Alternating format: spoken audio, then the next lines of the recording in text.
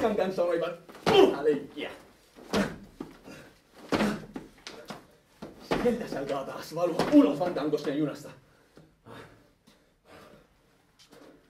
Noita maitokahvin värisiä lippispäitä. Sellaisia sekarotuisia, kyllä sä tiedät. Niistä on aina ongelma. Ihan samat mitä niissä, mutta koskaan eivät tiedä hyvää. Tiedättekö muuten, mitä Mannergelo vietsi Helsingistä? Malmia!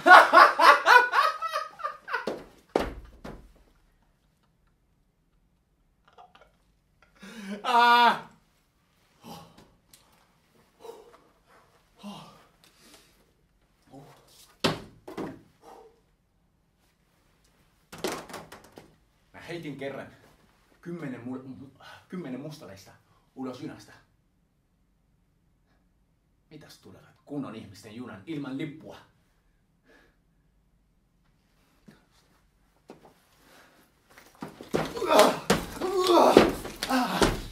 Neekerit on kyllä aina huumeissa. Kukka haisee kauas ja suupilet vaahtoo.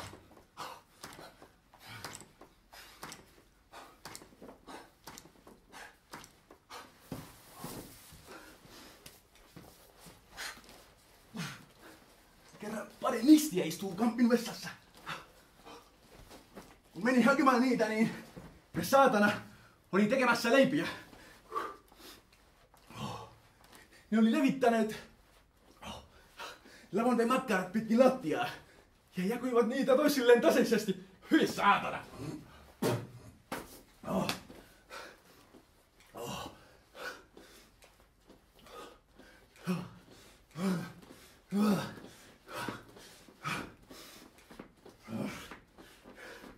Neekeri silti vaan yrittää pokata.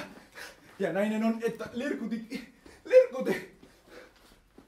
Stinkää se verta pahasti, että mä en edes ymmärrä, miten joku voi haista sille.